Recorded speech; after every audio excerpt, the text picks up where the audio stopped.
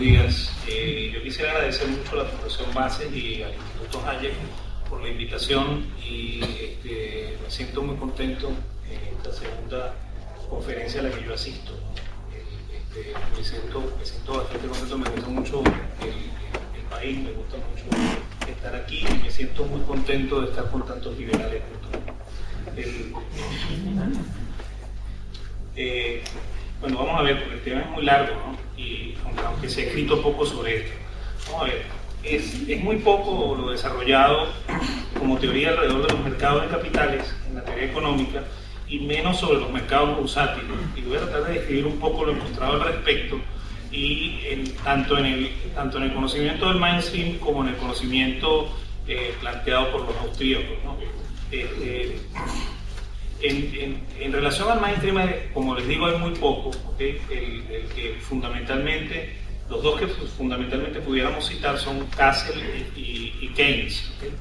En el caso de Castle, el análisis, además de hacer demasiado énfasis en lo cuantitativo, no admite medias tintas y afirma que la renta se divide exclusivamente en consumo y ahorro y que el consumo se dirige a la compra de objetos para consumir, mientras que el ahorro solo se aplica a la compra de bienes de capital para la nueva producción. Por supuesto, el mercado de capitales para Castle era el lugar en el cual se cruzaban la demanda y la oferta de disponibilidad de capital. De esta manera, se apoya en el movimiento del mercado de capitales para explicar el ciclo de los negocios de la siguiente manera. El precio de los bienes de consumo y el precio de los bienes de capital deberían comportarse, según Castle, en sentido inverso. En expansión, los bienes de consumo se demandan más y eso eleva sus precios, mientras que el consumo de los bienes de capital disminuye, lo que hace que la tasa de interés se eleve. En cambio, en recesión, los precios de los bienes de consumo sufren un retroceso por un incremento en la producción de los mismos y la producción de los bienes de capital desciende y lo que ocurre en ese caso es un incremento en sus precios. Y, por supuesto, la reducción general de las tasas de interés. En relación a la bolsa de valores, Castle tiene un problema de definición, debido a que no entiende que este es un mercado de transacciones y no un mercado primario de inversión. En relación a lo cuantitativo, el precio de las acciones y de los bonos obedecía a los movimientos del tipo de interés, aunque en el caso de las acciones consideraba que estaban relacionados además a las ganancias que recibían las empresas. Sin embargo, en esto hay un error conceptual, debido a que la bolsa no es un mecanismo de financiamiento.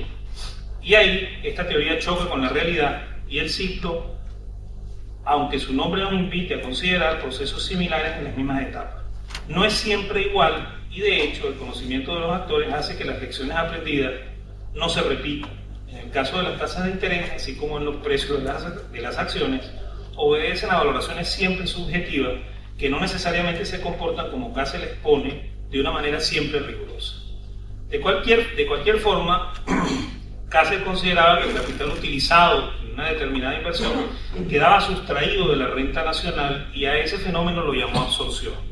Y precisamente ese es el tema que toma Keynes de lo desarrollado por Castle, que Castle consideraba siempre como el inicio de la crisis, debido a que la crisis bursátil era para Castle un proceso de penuria de capital en la que escaseaban los ahorros dispuestos a adquirir títulos para que con estos fondos las empresas puedan adquirir capital realmente producido. Esto también es un error de concepto, puesto que si adquirimos cualquier cosa, el valor que se paga al comprador es recibido por el vendedor y por tanto no es absorbido, y mucho menos extraído de la renta. En último caso no existe tal penuria de títulos en crisis, antes bien lo contrario, el exceso de oferta de los títulos valores relativo a su demanda es lo que ocasiona el crack. Pero en todo caso, el stock en bolsa es relativamente fijo, a menos que haya una oferta producida por ventas de los tenedores de largo plazo. En el caso de Keynes, aunque se refiere mucho a su habilidad como especulador bursátil, el tratamiento de él hacia estos personajes es de verdad duro, ¿no?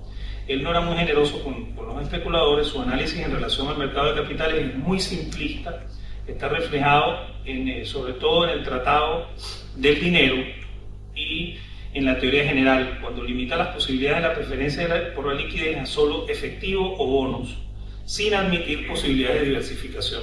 En esto quiero hacer la acotación de que el único que plantea la posibilidad de diversificación es James Tobin, ¿okay? Que plantea que existe alguna posibilidad de dividir la inversión entre dinero y bonos. Para Keynes, dinero y bonos. En el caso de Keynes, o es dinero o es bonos. En el análisis keynesiano se repite el error que sostiene Castle de la absorción, debido a que considera que cualquier ahorro, y en este caso cito al mismo Keynes, causa el efecto de alterar la cantidad de dinero disponible para la circulación industrial. Fin de la cita. Y luego de ello se pierden observaciones sobre la especulación y sus efectos perversos sobre la renta, perjudicando el orden que debería prevalecer en el mercado. Pero a pesar de sus descripciones y del intento posterior de probar los efectos perversos de la especulación, no hay evidencia de que los medios de circulación existentes se retiren de la circulación por un atesoramiento de depósitos a plazo, y tampoco se puede afirmar que los créditos bancarios se conviertan en depósitos de ahorro, como pretende Keynes. De hecho, no es posible que el dinero depositado en las cuentas de ahorro quede atesorado y retirado del sistema. En realidad, ahí todas las evidencias van en sentido contrario, tal y como piensan los austríacos. Entonces vamos a meternos un poco en el tema con respecto a los austríacos, y quiero arrancar con una anécdota, ¿no? Hayek, en el libro Vicisitudes del liberalismo, cita una anécdota que le comentó Friedrich von Wieser, quien decía que Menger, en los primeros años, luego de graduado en la universidad, comenzó a trabajar para el Wiener Zeitung, el periódico de Viena, y se encargó de hacer muchos reportes, y una de las secciones en las cuales él desarrolló fue la sección bursátil. Y él estaba eminentemente sorprendido porque él encontraba que el comportamiento de los instrumentos bursátiles no obedecía a lo que le habían enseñado en la teoría económica tradicional, y él le dio mucha curiosidad al respecto. Lo lamentable de la anécdota es que no tenemos la certeza de que en algún momento Menger tomó esto como punto de partida para sus principios. ¿Okay? No hay referencia al respecto. En el caso de Menger, la única referencia que tenemos es esta anécdota que von Wieser le comentó a von Hayek, pero hasta allí. Bueno, pero vamos a meternos en este tema.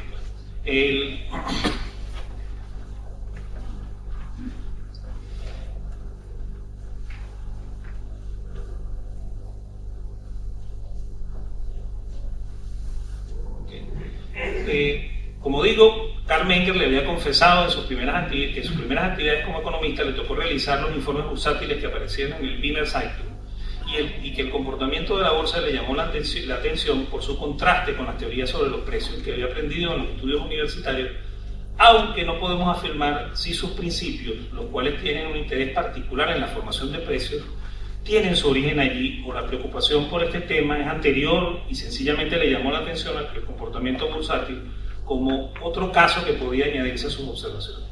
Pero el primero que refirió el tema de los mercados accionarios es Mises, por quien partiendo del planteamiento bombavertiano, que afirma que el individuo comienza por atender sus necesidades más perentorias, y una vez que se alcanza la satisfacción de estas puede comenzar a ahorrar, y el ahorro es la condición para poder alargar los periodos de producción, que es lo que facilita el bienestar y la materialización del progreso. Ese ahorro surge de la decisión de no consumir temporalmente, es decir, de preferir consumir en los periodos siguientes a consumir hoy. Estos excedentes pueden mantenerse en forma de riqueza para ser utilizados en una etapa posterior, o pueden usarse adquiriendo bienes que se involucren en el proceso productivo. Partiendo por el interés, Mises considera que la preferencia temporal se expresa perfectamente en el interés originario, que es el descuento aplicado a los bienes futuros para convertirlos en bienes presentes. Este interés, que es la base de las decisiones de compra y venta, así como de la producción, puesto que solo si se puede obtener una renta, las personas son capaces de comprar o producir bienes. Incluso en este último caso son capaces de producir en un tiempo más corto independientemente de la actividad, entre dos formas de producción. El interés no es un precio para Mises y de la misma manera el dinero no es neutro. Surgen cambios importantes en la relación monetaria, es decir, ocurren cambios en la demanda y en la oferta de dinero y estos pueden contribuir a la variación de precios. Pero estos cambios no son inmediatos y tampoco son proporcionales y mucho menos sincrónicos. Estos cambios ocasionan cambios en el interés natural y en el interés de mercado. Por supuesto, el interés no es un precio puro, involucra otros elementos que no son el puro interés y de hecho eso lo planteó muy bien el doctor Kachanowski ayer cuando estuvo hablando del riesgo y los otros elementos que están involucrados en la tasa de interés. Estos hacen que el prestamista se convierta en un empresario interesado en el buen resultado de su prestatario para que éste cumpla efectivamente con sus obligaciones. De hecho, los bienes de capital en la concepción miesiana son la mezcla de tiempo, trabajo y factores naturales que se transforman en un bien que no puede tener capacidad productiva propia, sino que requiere de la acción humana para transformarse en una máquina hábil. De esta manera, la escasez de capitales es la escasez de ahorro y de tiempo que hace que un país relativamente tenga menos bienes de capital que otro y puede darse el incremento si el país que tiene la abundancia de capital invierte en el país con escasez. Naturalmente, esto se realiza por la vía de la rentabilidad que ofrece. Los países con exceso de capital tienden a tener mayor productividad del trabajo y por tanto sus salarios y su nivel de vida son mayores. Ahora, para que se dé el proceso de incremento en los mercados de capitales no es necesario solo la importación de factores de producción por parte del país que tiene la escasez de los bienes de capital.